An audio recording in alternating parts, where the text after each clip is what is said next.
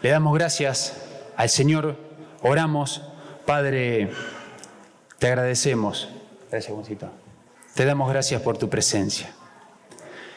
Gracias porque cada día tu misericordia es renovada en nuestras vidas. Pero también recibimos esta invitación a caminar con vos. Señor, gracias por ser ese Padre amoroso, misericordioso, pero también por ser ese Padre que exhorta con amor y que en esa exhortación podemos ver acompañamiento. Bendecimos tu nombre, Señor, y abrimos nuestro corazón para que sigas ministrándonos tu palabra, para que sigas formándonos conforme a tu voluntad. A tus pies estamos, Señor, una vez más, porque decidimos y porque creemos firmemente que es el mejor lugar en donde podemos estar. Amén. Y amén.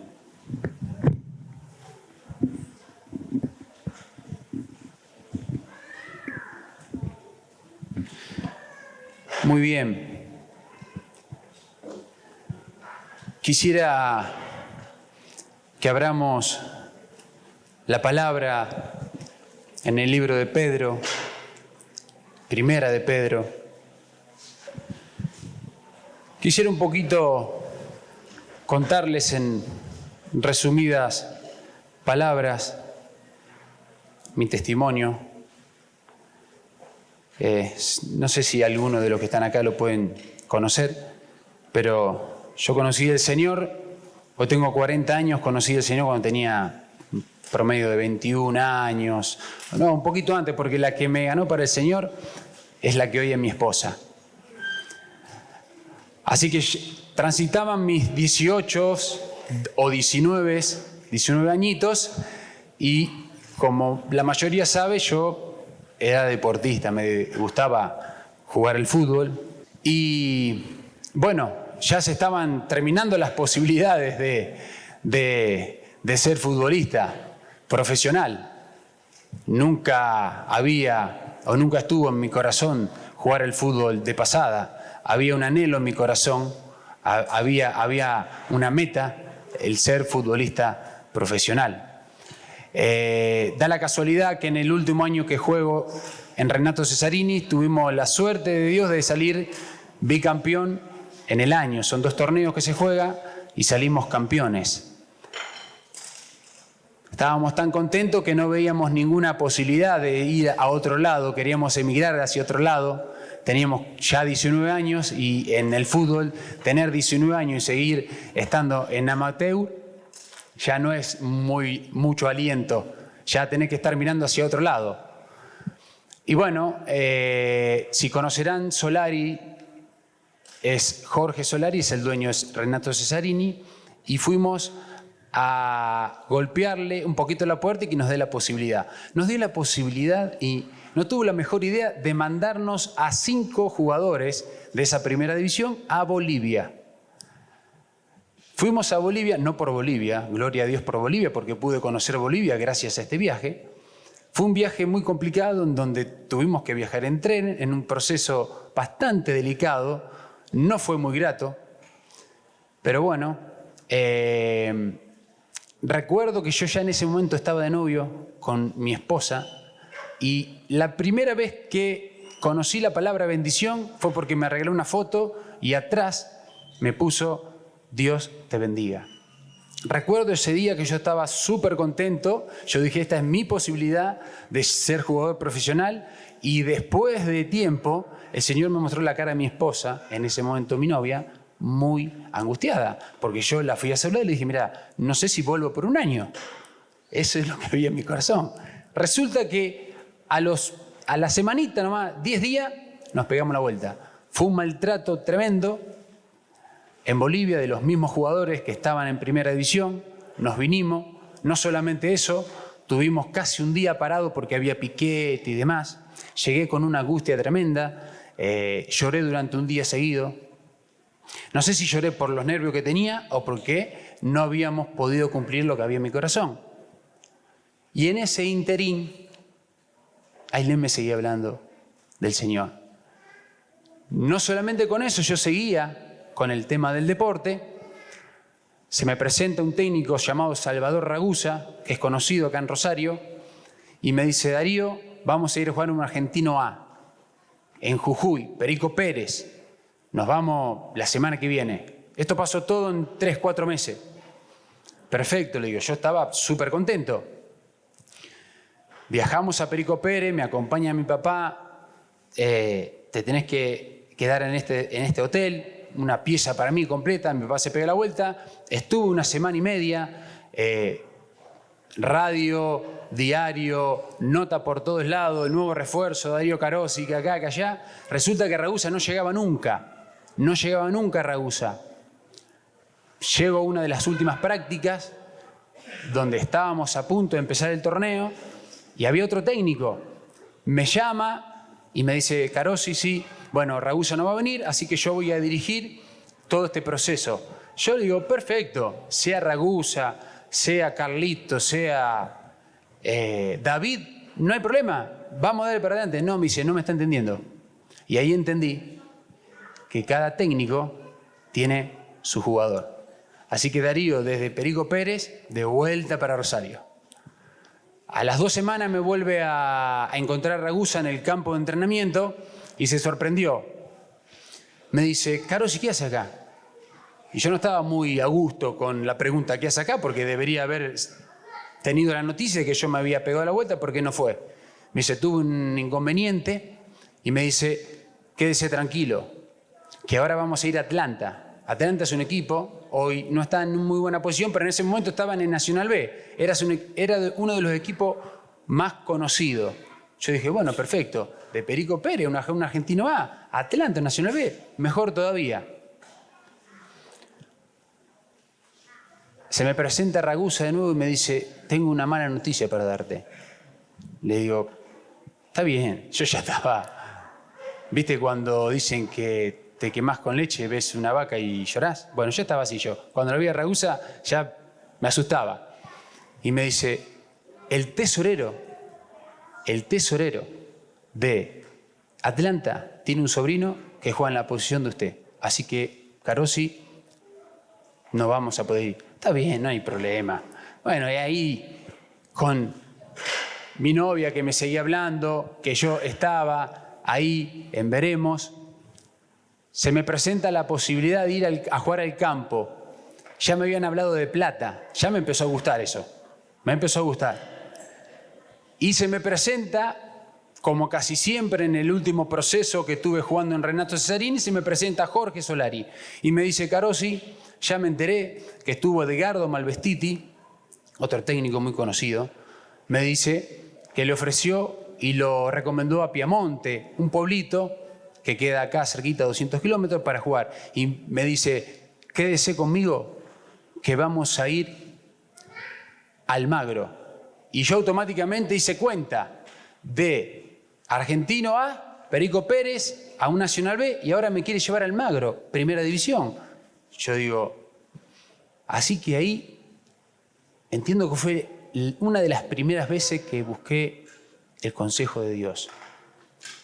Si bien yo no tenía mucha información de quién era Dios, mi esposa me hablaba, yo no tenía mucha información. Yo creía en Dios, pero no le creía a Él. Estas 2 preguntas que a mí me han servido mucho y me van a acompañar el resto de mi vida. Una cosa es creer en Dios y otra muy, pero muy diferente es creerle a Dios.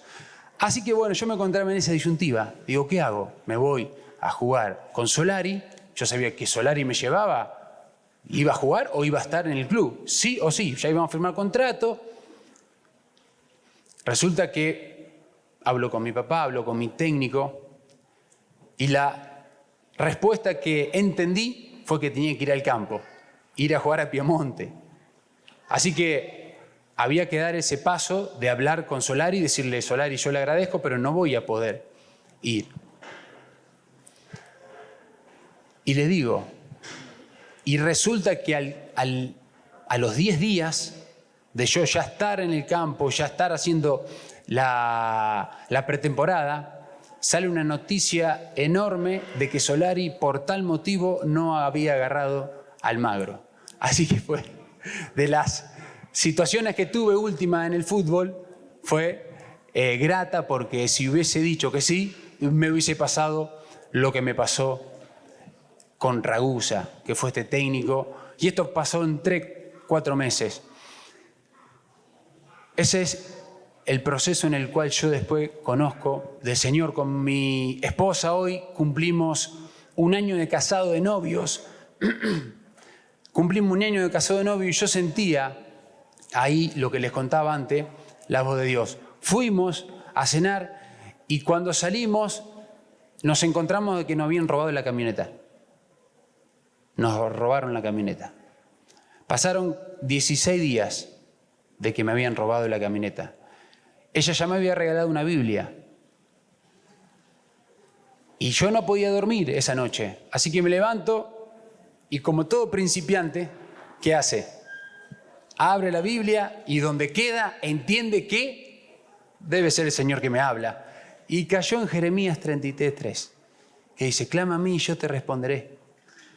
Y te mostraré cosas grandes y ocultas que tú no conoces. Bueno, la única pregunta que me salió fue desafiarlo a Dios. No me salió mal. No me salió mal. Porque yo le dije: si realmente vos existís, quiero que la camioneta aparezca. ¿Qué pasó el día siguiente? La camioneta apareció. Fue en ese momento que me decidí creer en Dios y seguirle a Él hasta el día de la fecha. Amén, hermano.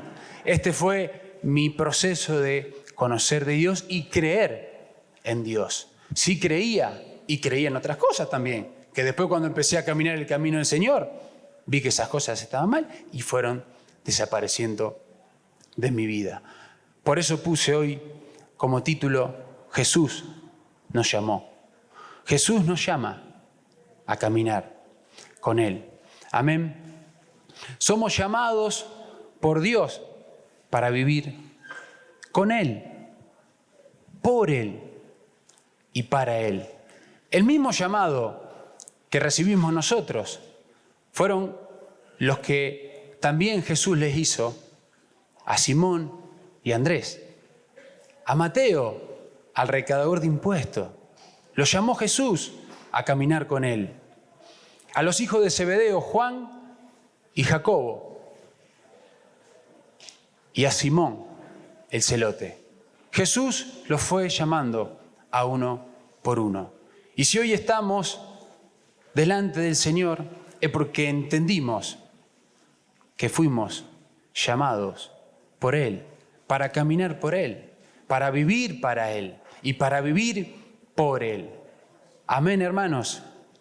Quisiera que aprovechemos un poquito. Yo les hice abrir en la primera epístola de Pedro y quería, antes de llegar y poder ver lo que quiero compartir en esta mañana, un poquito de lo que habla Pedro. Pedro, en el primer capítulo, nos habla de una esperanza viva.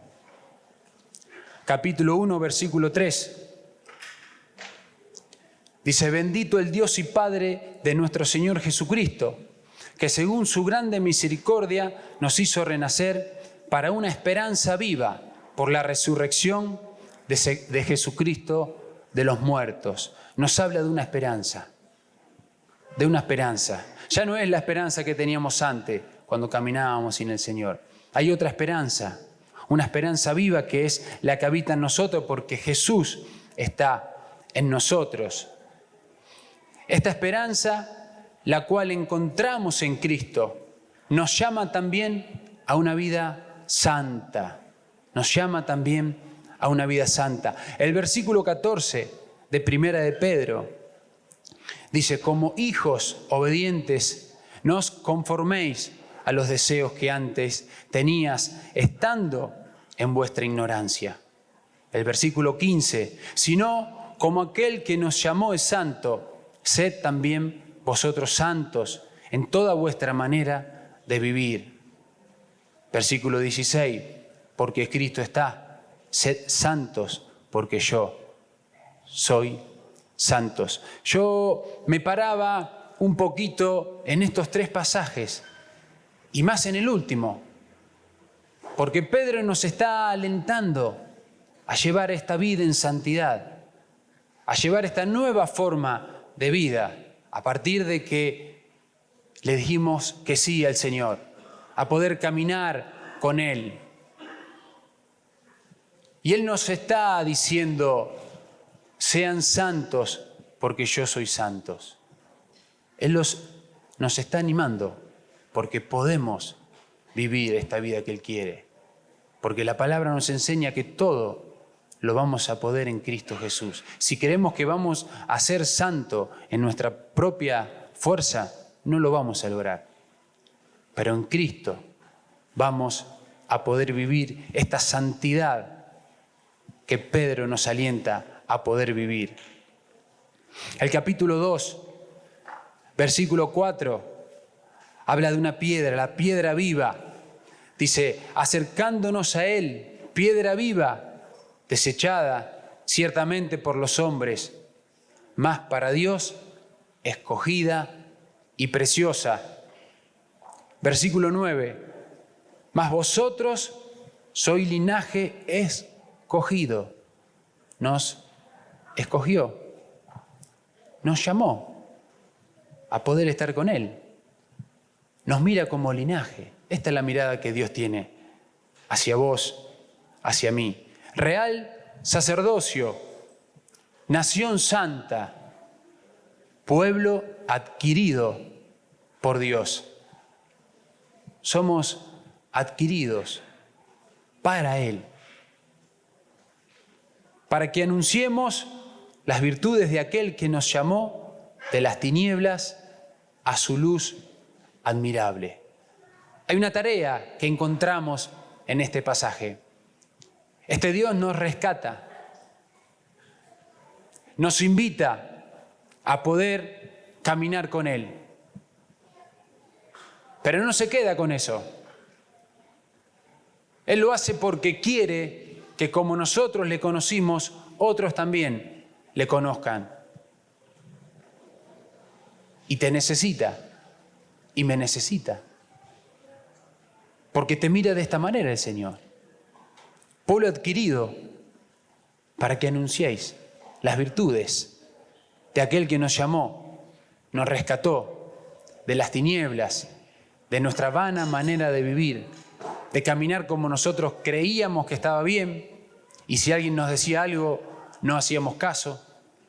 Pero este Jesús nos llamó, nos redimió, nos compró, nos santificó, para que vivamos para Él y por Él.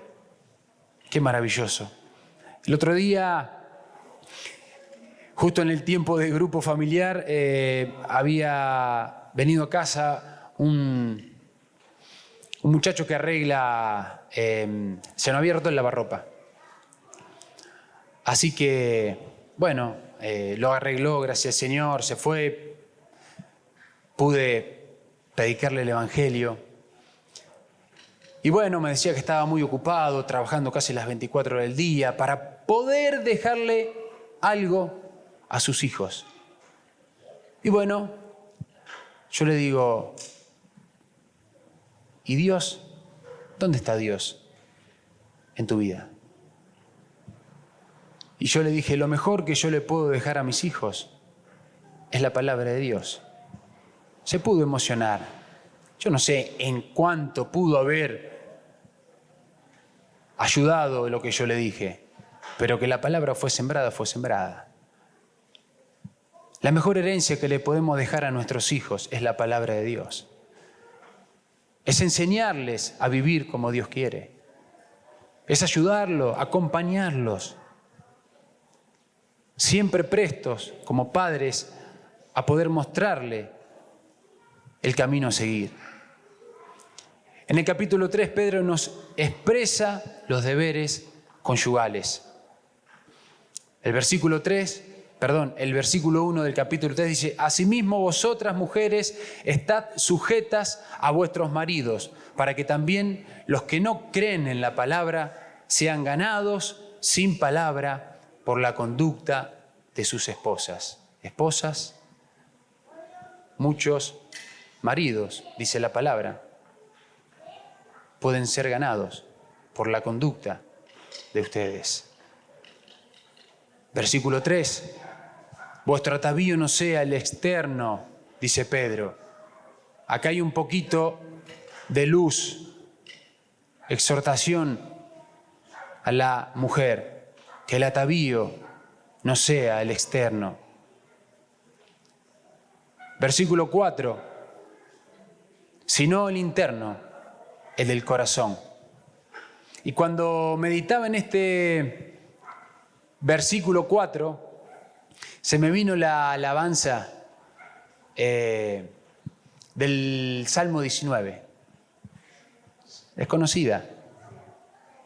El Salmo 19, versículo 14. Que los dichos de mi boca y la meditación de mi corazón sean gratos delante de ti. Pero lo tomaba para mí también esto. Yo sacaba también esta expresión que Pablo alienta a las mujeres y decía que esto también habita en mí, Señor. Lo tomo para mí. Y que realmente mis pensamientos y la meditación de mi corazón agraden al Señor en primer lugar. Versículo 7. Vosotros maridos, como vaso más frágil y como coherederas.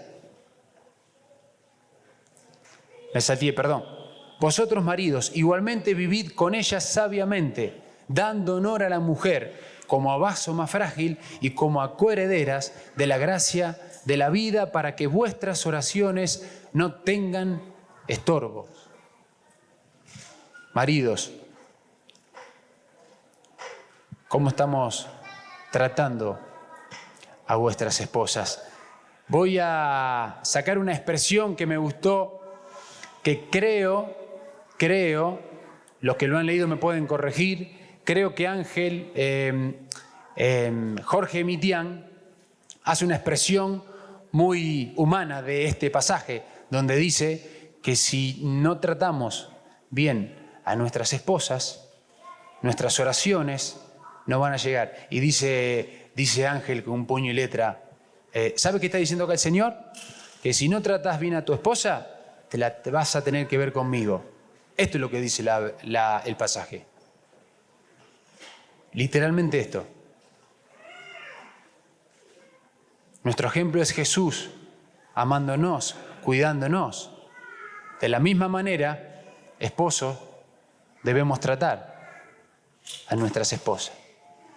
Y cuando las tratemos mal, dice la palabra de Dios que nuestras oraciones van a tener algo que van a impedir que suban a la presencia del Señor. El capítulo 4 empieza hablando de que debemos ser buenos administradores de la gracia de Dios. Capítulo 4, versículo 1, puesto que Cristo ha padecido por nosotros en la carne, vosotros también armaos del mismo pensamiento. Pues quien ha padecido en la carne, terminó con el pecado. Versículo 2, para no vivir el tiempo que resta en la carne, conforme a las concupiscencias de los hombres, sino conforme a la voluntad de Dios. Buenos administradores, no solamente del capital que podamos llegar a tener, sino de esta vida que Dios nos da. Ya no vivir conforme a las concupiscencias, a nuestros deseos, sino vivir conforme a la voluntad de Dios. Ser buenos administradores de lo que Dios nos dio. Esta gracia, que es un regalo que no merecíamos, pero por amor, Él nos los da. Versículo 3. Basta ya el tiempo pasado para haber hecho lo que agrada a los gentiles. Andando en las lascivias, concupiscencia, embriaguez, orgías, disipación. Disipación significa disolución, relajamiento moral. abominables idolatrías. El capítulo 4 habla de los padecimientos como cristianos. ¿Y por qué como cristianos? Me preguntaba, ¿por qué como cristianos? El versículo 15 del capítulo 4 dice, así que ninguno de vosotros padezca como homicida, o ladrón, o malhechor, o por entrometerse en lo ajeno.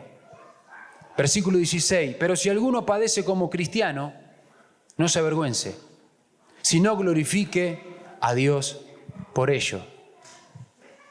Los padecimientos que Pablo nos enumera son padecimientos que deberíamos padecer viviendo conforme a la voluntad de Dios. Por eso nombra la palabra cristianos. Porque aclara, si padecemos siendo homicida, no padecemos siendo cristianos. Jesús padeció cuando fue obediente al Padre. Vemos su vida. No dice que debemos padecer siendo ladrón, o malhechor, o entrometernos en lo ajeno. No dice eso. Dice, si alguno padece siendo cristiano, no se avergüence. No se avergüence. No te avergüences, hermano, cuando no participás de lo que participa el mundo, cuando habla mal. No participes de videos que son realmente no gratos delante del Señor. No participes. Más vale que te digan que no sos hombre. Recuerdo, no está acá, pero recuerdo una vez tuve una charla con Pablito Fara y lo trataba, ahí está Chiqui, me puede dar el ok. Lo trataban en el trabajo de homosexual, porque no miraba a las mujeres ajenas. Padeciendo como cristiano. Padeciendo como cristiano. ¿Cómo estás? ¿Estás padeciendo como cristiano? Tengamos cuidado. Glorifiquemos a Dios. Y en el último capítulo, 1 de Pedro, dice, al principio nos habla de un cuidado hacia la grey. Me encantó esta versión donde dice que la grey es la congregación de los fieles cristianos. La grey, el pueblo de Dios, el rebaño del Señor, una congregación de fieles cristianos. El versículo 5 les habla a los jóvenes y les dice igualmente, jóvenes, estad sujetos.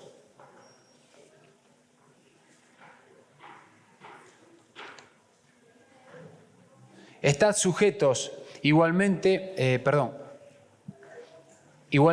jóvenes, estad sujetos a los ancianos y todos sumisos unos a otros, revestidos de humildad, porque Dios resiste a los soberbios y da gracia a los humildes.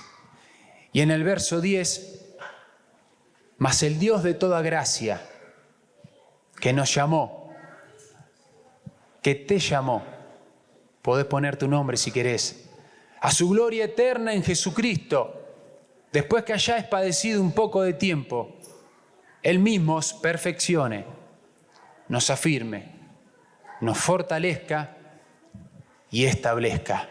Versículo 11, a Él sea la gloria, el imperio, por los siglos de los siglos. Amén. Y me quiero parar un poquito en este versículo 10, donde dice que este Dios de toda gracia, de toda misericordia, nos llamó a su gloria eterna en Jesucristo.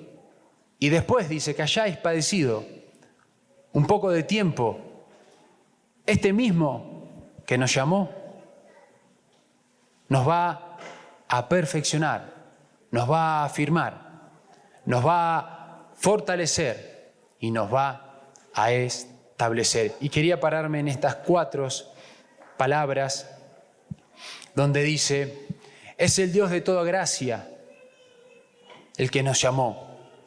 No merecíamos ser amados por Él, ni menos ser llamados. La gracia de Dios es ese regalo de Dios que no merecemos, que experimentamos cada vez que nos acercamos a su presencia. Vemos nuestro pecado a la luz de la palabra. Vemos el amor de Dios inmenso, grande, que nos permite estar con Él. Pero no quería dejar pasar esto por alto, porque habla de padecimientos. Pero me alienta cuando dice un poco de tiempo. Un poco de tiempo. Quiero que juntos vayamos cerquita donde estamos, que es Primera de Pedro.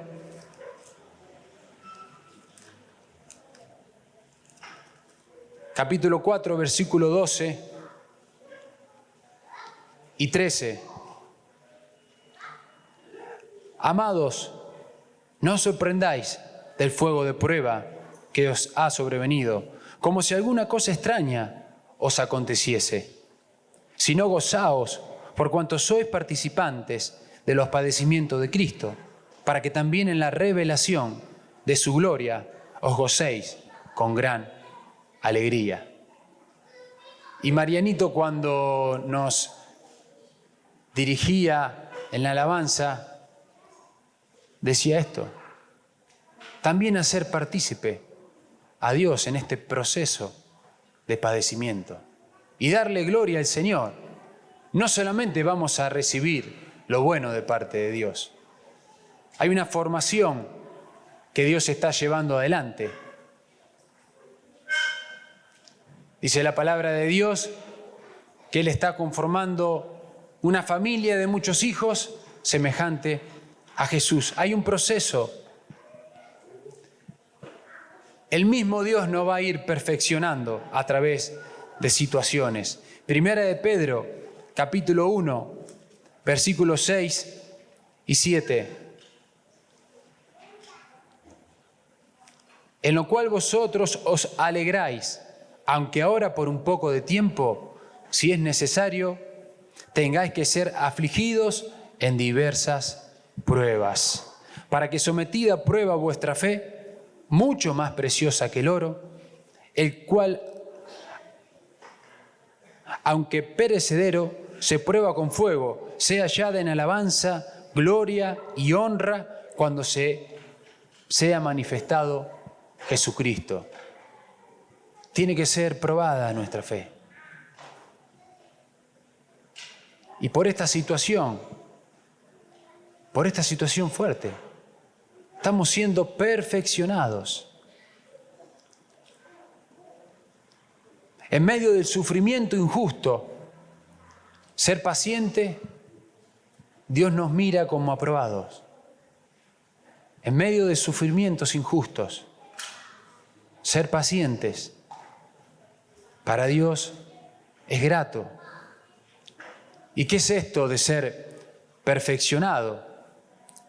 Busqué la definición de perfección, dice es mejorar algo. Hacerlo mejor, hacerlo perfecto. Estamos en las mejores manos. Dios nos llamó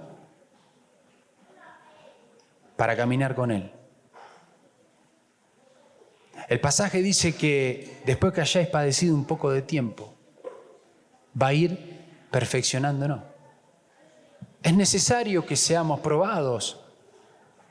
Es necesario que estas situaciones acontezcan, porque tenemos que ser semejantes, parecidos a Jesús. Situaciones que tienen que cambiar en nuestras vidas.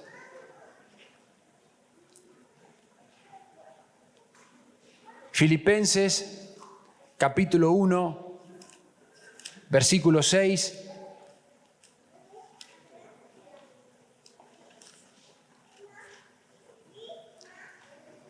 Estando persuadido de esto, que el que comenzó en vosotros la buena obra, la perfeccionará hasta el día de Jesucristo. Qué maravilloso este pasaje. Cuánta confianza trae a mi corazón, cuánta fe. Confiando el que empezó la obra, la va a ir perfeccionando a imagen de Jesús hasta la venida de nuestro Señor Jesucristo. Gloria a Dios. La segunda palabra que dice Pedro, dice, después de perfeccionarnos, nos va a afirmar. ¿Y qué significa esto de afirmar? Afirmar significa asegurar algo. Asegurar algo. Y quiero que vayamos juntos al Evangelio de Lucas.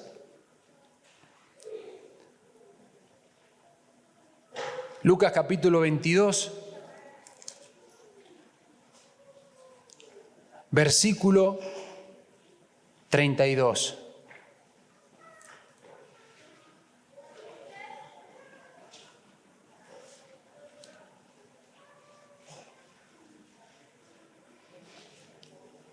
Pero yo he rogado por ti.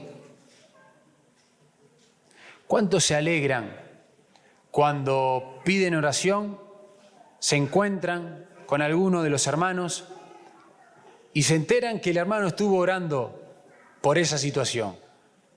Qué maravilloso, que es poder que un hermano pueda orar por mí, elevar una oración. Somos sostenidos por el cuerpo de Cristo. Y acá está diciendo, pero yo he rogado por ti. Este es Jesús que ruega por cada uno de nosotros, que tu fe no falte. Y tú, una vez vuelto, confirma a tus hermanos. Confirma a tus hermanos. Nos va a afirmar a través de la palabra del Señor. Somos afirmados a través de la palabra del Señor.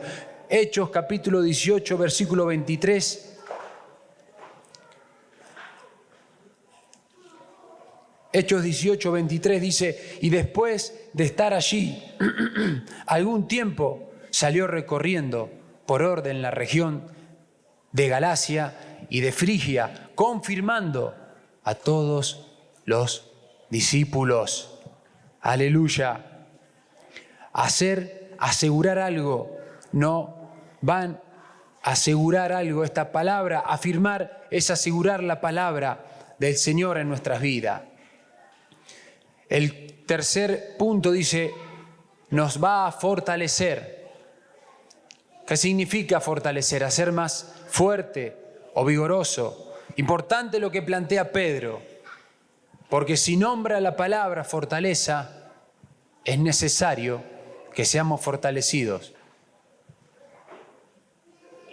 Es porque estamos débiles o porque estamos transitando una situación que demuestra que necesitamos ser fortalecidos por el Señor. A medida que vayamos caminando con Dios, Él mismo nos va a fortalecer.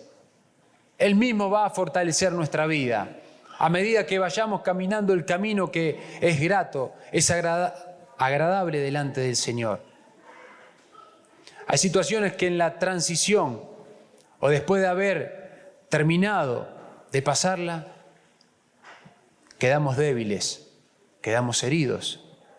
Por eso Pedro afirma que Dios nos va a fortalecer. El proceso que llevemos, la situación que tengamos que transitar, a veces se nos hace cuesta arriba, pero está Dios acompañándonos, fortaleciéndonos, dándonos de su presencia. El Salmo 29, versículo 11 dice, Jehová dará fortaleza a su pueblo. Jehová bendecirá a su pueblo con paz. ¿Y esto qué es? Esto es caminar con Dios. Esto es caminar en obediencia con Dios. Somos pueblo de Dios. Si yo camino como quiero, no estoy obedeciendo a Dios. Tengo que ser obediente. Jehová dará fortaleza a su pueblo. Jehová bendecirá a su pueblo con paz. Isaías 41:10, no temas, porque yo estoy contigo. No desmayes, porque yo soy tu Dios, que te fortalezco. Siempre te ayudaré. Siempre te sustentaré con la diestra de mi justicia. Y cuando leían este pasaje donde dice siempre te ayudaré, se me vino una palabrita. Amigo fiel es nuestro Dios. Es ese amigo fiel que está siempre cuando necesitamos su ayuda. Está siempre cuando una oración es elevada e implora por su compañía, por volver al camino que pudimos haber dejado. Es ese amigo fiel que está siempre esperándonos para alentarnos. Es ese buen padre que está siempre con los brazos abiertos para recibirnos. Él nos va a fortalecer. Y la última palabra que habla Pedro dice, nos va a establecer. Nos establecerá. Dice, fortalezca y establezca. Establecer significa hacer que empiece a funcionar algo. Que empiece a funcionar algo. Después de que hayáis padecido un poco de tiempo, dice, yo los voy a ayudar. Yo voy a estar con ustedes. Mi presencia va a estar con ustedes. Los voy a perfeccionar, lo voy a afirmar, lo voy a fortalecer y lo voy a establecer. ¿Qué significaba establecer? Hacer que empiece a funcionar algo. En la palabra del Señor hay un significado de esta palabra establecer que significa estar listo, estar preparados para caminar con el Señor. Hacer que empiece a funcionar algo. Mateo capítulo 7, versículo 25. Descendió lluvia y vinieron ríos, y soplaron vientos y golpearon contra aquella casa, y no cayó, porque estaba fundada sobre la roca. ¿Querés que empiece a funcionar algo en tu vida? ¿Querés caminar como el Señor quiere? Empezá a edificar en la roca. Empezá a edificar en la roca.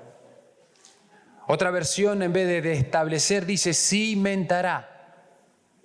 Cimentará. Dice construir debajo de ti mismo un fundamento profundo y establece el conocimiento y comprensión del amor de Dios hacia ti. Este me gustó más. Construye debajo de ti mismo. ¿Dónde vas a construir? Debajo. Esta casa fue construida en la roca, representación de Cristo. Construyamos nuestra vida en Cristo. Y como dice Pedro, el Señor nos va a establecer para empezar a funcionar como Cristo quiere. Dios nos amó tanto que quiere que establezcamos, que quiere que establecernos, para que edifiquemos en Él. Sigamos edificando en Jesús. Amén, hermanos. Quiero terminar con este pasaje que se encuentra en Efesios, si lo podés buscar, Efesios capítulo 3, versículo 17.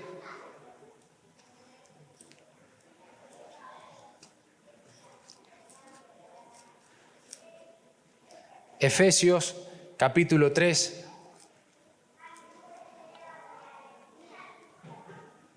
versículo 17, 18 y 19.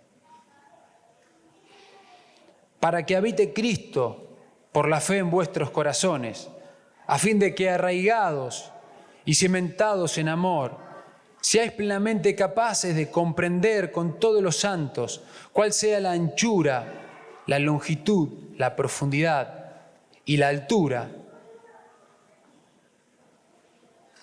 y de conocer el amor de Cristo que excede a todo conocimiento, para que seáis llenos de la plenitud de Dios.